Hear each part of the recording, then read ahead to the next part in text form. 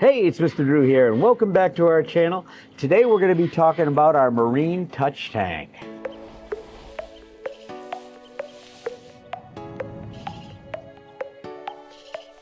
So, we wanted a marine touch tank for a long time now, and we finally got one.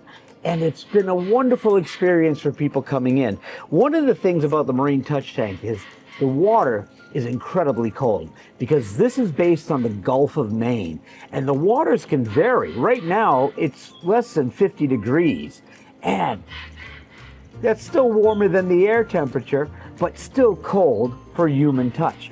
And so the animals in here like it cold, and there's a chiller on the system. So most aquariums would have a heater. This one has something to keep it cold on purpose. And this features all animals collected from the Gulf of Maine. We're seeing, though, some things that are happening. The Gulf of Maine is one of the fastest warming bodies of water in the world, and we're seeing a lot of change going on in the Gulf of Maine.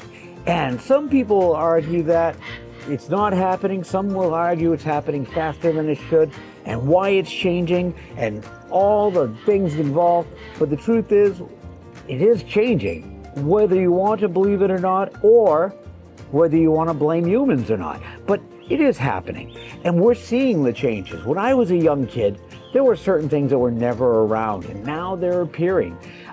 Growing up, we all know Maine lobster, right? Maine lobster is a delicacy. It's known throughout the world, and we still have Maine lobster.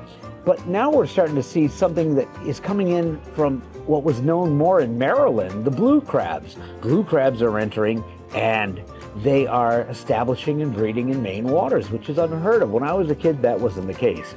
And so this is a tank that allows us to talk about those things. And we have many Maine species here, as well as a few invasive species that have popped up into Maine waters.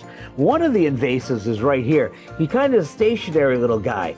And this right here looks like a plant or piece of seaweed. But this little thing right here is called a sea squirt. And if I gently squeeze them, oh, that water shoots right out. These are attaching themselves to mussels, breeding facilities, oysters and stuff, and they're filter feeding. And some people, like the biologists, find them interesting because they're very close genetically to human DNA, believe it or not. And they're studying these, but for the oyster growers and the mussel growers, they're a terrible thing to have. And so they're appearing. We're also seeing, give me a moment, oh, there he is hiding underneath here. I'm gonna reach right in and get him out. Green crabs. The green crabs are also appearing. Now these guys have been around for a long time. I've remember catching green crabs as a kid, but they come from Eurasia, and they're not native to the Atlantic seaboard, but they're here, and they're decimating clam populations and doing a lot of destruction.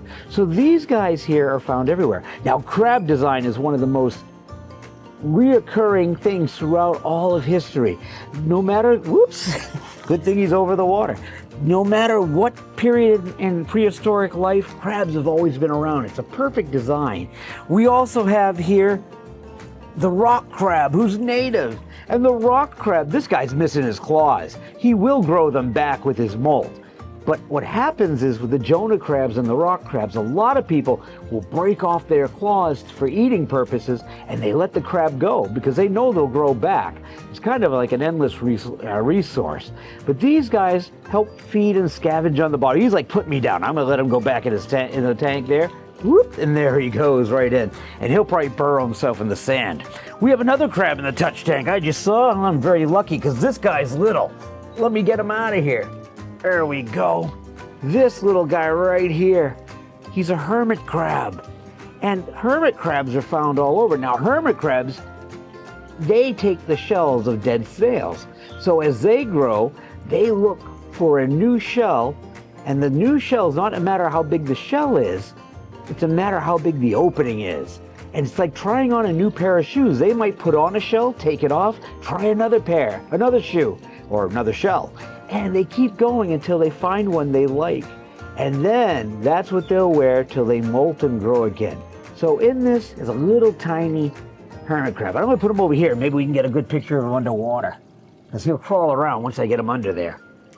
So, there he goes, taking off. We have different seaweeds, and attached to some of these seaweeds are barnacles, and this is a mussel. This is something people harvest and grow, and it's edible.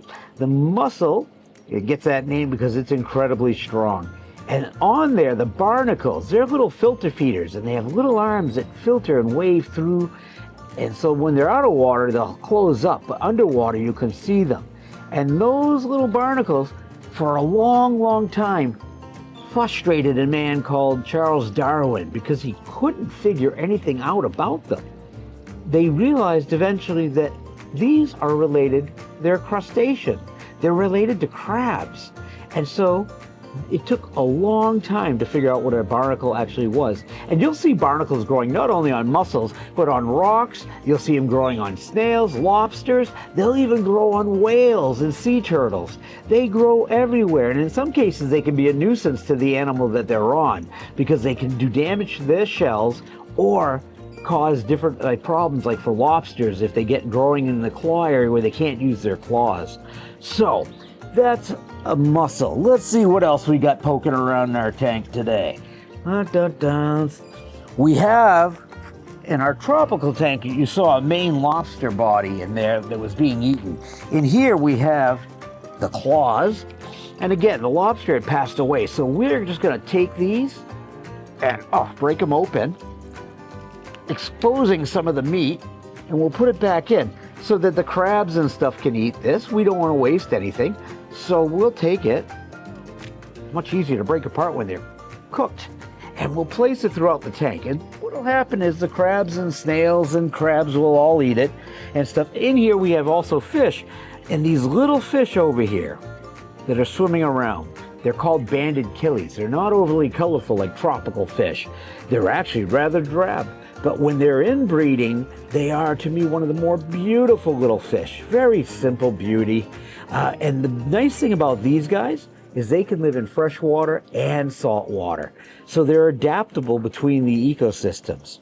And there's one more thing that's actually, or three more hiding in here that we have that a lot of people don't see because they come out at night.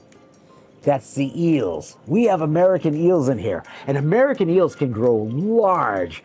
And American eels were a mystery for a long, long time, where they bred, which were males and females, how they were doing it. They didn't know anything about it. It wasn't up until recently they figured out they actually live in the Sargasso Sea, and that's where they spawn. And then they travel back up this way, swimming up Maine rivers to lay their eggs. And then the adults die off or go back to sea. But you might have heard of elver fishers, people who collect baby eels or little glass eels. Those are the American eels that are worth thousands of dollars a pound, and they ship them overseas for the Asian market to eat.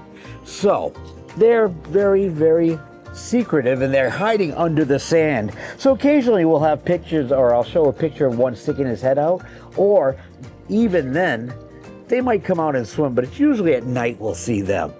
Now, one more thing I'm going to show you in here. Let me see if I can find one. I know I'm trying to find a bigger one. As I sit there and sift around, everything's in plain sight, but everything hides. And I'm going to reach. There's the crab hiding under the sand and rocks. He kind of burrowed himself. I'll get this guy right over here. All right. These sea urchins. This is one sea urchin. We have multiple sea urchins in here, and they're little spines, and they have these little tentacles, and I'll put them in the water so maybe we can get a good picture of him, where these spines help them move, and the little tentacles help grab their food and bring it down to their mouth, down at the bottom. Down below here's where their mouth, and they eventually feed everything down below here. Now, sea urchins, their eggs are edible. It's also common in a sushi, served as a sushi. And these guys here are related to sand dollars. So, if you've ever seen a flat sand dollar before, I believe I got one on my shelf up here somewhere. Oh, here's a sea urchin without its spines. And here's a sand dollar. I knew we had one up here. So this is a sea urchin without its spines, and that's a sand dollar. And so these aren't alive, they're both dead. But that's what a lot of people will find on the beach, and that's what that looks like when it's alive. Now, this is also a spine from a sea urchin. So some sea urchins get very big, and some are very spiky, something you wouldn't want to step on because they can do damage. But this one here, this is a tropical sea urchin. So we have all these things on our walls, behind us and all around, things you can pick up and touch and check out and ask questions about. So, I hope you enjoyed seeing a little bit about our marine touch tank. Follow us for more information because the Gulf of Maine is changing at an alarming rate. And who knows what the future is going to hold. We definitely want to keep it an open conversation. So if you like our content, please subscribe to our channel, turn on notifications, give us a big thumbs up, check out our Patreon if you want to support us, and I hope you get to come in and get your hands in this cold water and get to hold some pretty cool things. All right, peace and love in these wild times.